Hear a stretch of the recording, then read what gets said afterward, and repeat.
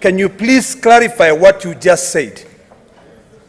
The reason why, Mr. Speaker, I was persuading, and this is why I still want to persuade you, to consider the committee way is because that is the only option you'll have to cross-examine any witness. Sitting here during plenary, Mr. Speaker, will all be juries. In fact, these televisions will be switched off, and then all of us, after the governor and the assembly have made their case, sit down to now consult and talk among each other as juries, 67 of us, Mr. Speaker. Mr. Speaker, it is important that any decision we make as a Senate, we make it when we are fully informed. Mr. Speaker, I want to persuade the new members who have made an argument that they have not been given an opportunity to be able to experience a committee, and they want to be given an opportunity to participate in an impeachment motion. Mr. Speaker, on our side of the divide, we propose new members. And in fact, out of the 11 members, we have proposed in total, for both sides, 4 women. That is above a third. Mr. Speaker, it is important for us to note that we are discussing about precedents. We are discussing, Mr. Speaker, about procedures, whether committee, whether plenary. If you are sitting there thinking that in plenary, you will get an opportunity to cross-examine a witness, the news is you will not be able to do that. You will only be a jury.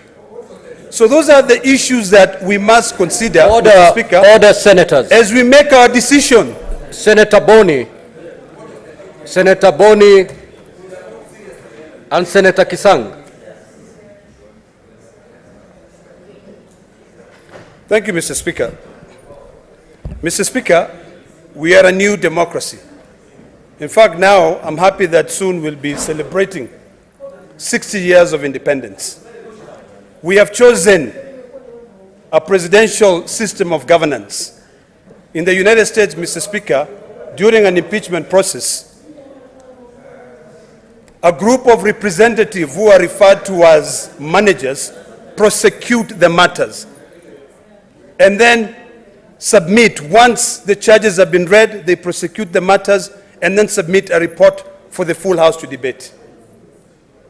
We are quite far, Mr. Speaker, when it comes to the issue of understanding issues to do with the impeachment process.